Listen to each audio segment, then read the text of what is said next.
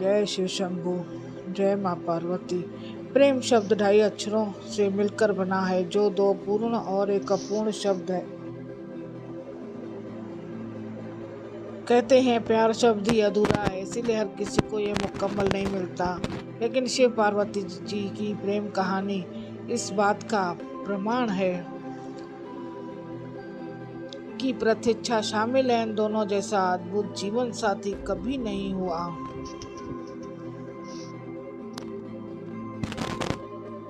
तीनों लोगों के स्वामी होने के बावजूद भगवान शिव के पास न तो अपनी धरती थी और न ही अपना आकाश। प्रकृति की गोद में स्थित कैलाश पर्वत उनका निवास स्थान बना हुआ। वहीं दूसरी ओर पार्वती जी हर जन्म में राजकुमारी या बड़े घराने की बेटी थी, फिर भी उन्होंने अपने जीवन में भगवान शिव से अधिक कभी किसी को नहीं चाहा। भगवान शिव संपूर्ण सृष्टि के स्वामी हैं, लेकिन अज्ञानियों की नज़र में वे एक अघोरी से ज़्यादा कुछ नहीं है। देवी के उस दिव्य रूप द्वारा भगवान शिव को दी गई पूर्णता के कारण वे देवों के देव महादेव। पुराणों में वर्णित है कि पार्वती जी ने भगवान शिव की पत्नी बनने के लिए 108 बार जन्म लिया, अतः 108वीं बार जब पार्वती जी बन गई देवी पार्वती के प्रकट होने से पहले उन्होंने दक्ष प्रजापति की बेटी के रूप में भी जन्म लिया। फिर उस जन्म में भी प्रेम से वशीभूत होकर उन्होंने शिव से प्रेम विवाह कर लिया, लेकिन उनके पिता प्रजापति की इच्छा थी कि सती का विवाह भगवान विष्णु से हो, जिससे वे खुश रहे और उन्हें सभी प्रकार की सुख सुविधाएं प्राप्त हो। लेकिन सती तैयार नहीं हुई, बल्कि उन्होंने घोषणा की कि उनकी असली खुशी महादेव में है। उन्होंने सती के रूप में भगवान शिव की आराधना की और बड़े संकल्प लिए। उन्हें अपने पति के रूप में पाया। इस कारण दक्ष प्रजापति भगवान शिव के विरोधी बन गए और उन्हें अपने ही लोगों यानी भगवान शिव जी और पार्वती जी को अपना शत्रु समझने लगे। भगवान शिव का तिरस्कार करने के लिए दक्ष ने एक महायज्ञ का आयोजन किया, जिसमें सभी देवी देवताओं, यक्षों, किन्नरों, साधुओं, संतों, ऋषियों को बुलाया गया, सिवाय उनकी अपनी बेटी और दामाद के।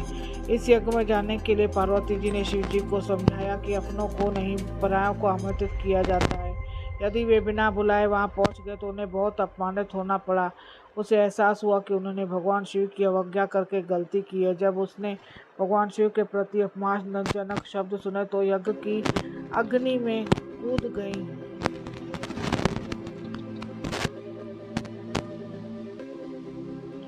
पुनर्जन्म में दोबारा मिलने का वादा करके अपने प्राण त्याग दिए।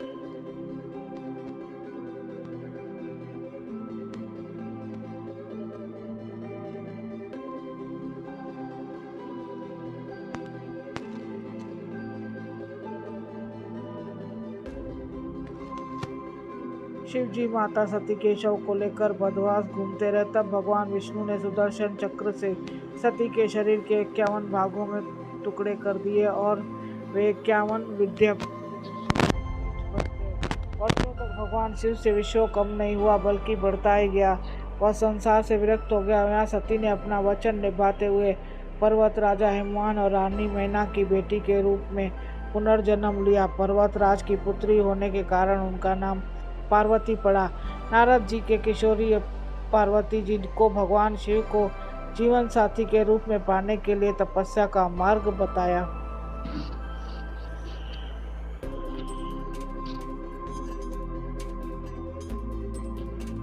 तब पार्वती जी ने अपने मन की बात अपनी सखी को बताई और उनकी सखी उसे एक अत्यंत सुनसान जंगल में ले गई, जहाँ पार्वती जी ने अन्न जल त्याग कर हजारों वर्षों तक विभिन्न प्रकार की कठोर तपस्या की। तब भगवान शिव ने पार्वती को मनाने के लिए सप्तऋषियों को भेजा। वह खुद भी व्यर्थ समझाने आया, लेकिन पार्वती जी के दृढ़ संकल्प के आगे शिव जी ने भी हार मान ली। उन्होंने पार्वती जी के साथ विवाह बंधन में बंधने का वचन दिया।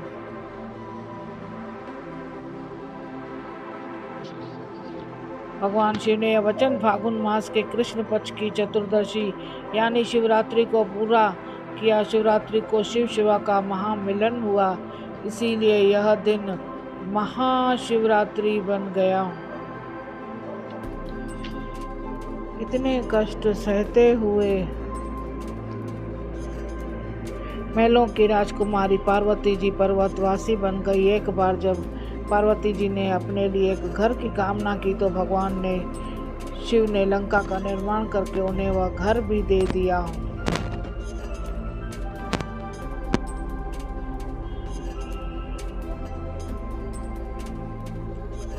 तब वास्तुप्रिय रावण, जो दक्षिण में भगवान शिव को पाने की इच्छा से पूजा करने आया था, पार्वती जी ने उसे सोने की लंका उपहार में दे दी, लेकिन भगवान शिव को रावण के साथ जाने की अनुमति नहीं दी।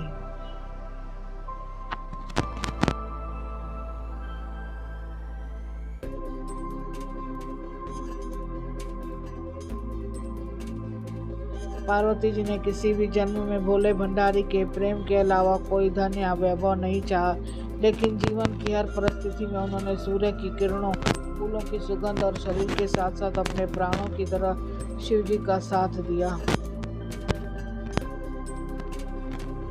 वहीं भगवान शिव ने भी हर जन्म में पार्वती जी का इंतजार किया। भगवान शिव जो अपने गले में मुंड माला पहनते हैं, पार्वती जी के हर जन्म का प्रतीक है, जिन्हें वह अपने दिल के करीब रखते हैं। दरअसल वहाँ पार्वती जी को भी अनेक कठिनाइयों का सामना करना पड़ा, वहीं शिव जी को भी अपार वियोग सहना पड़ा। जिस सब कुछ आसानी से मिल जाता है, उसका जीवन कभी भी पूजनीय नहीं बन पाता।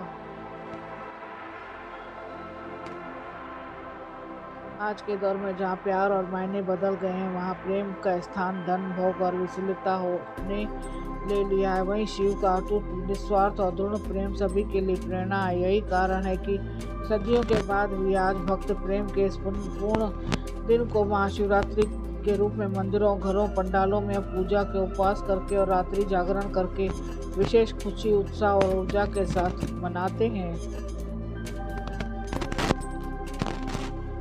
साथ ही महादेव और महादेवी के सम्मान प्रेम पाने की कामना करते हुए जीवन की पूर्णता और सगर्म सुख पाने की भी कामना करता है।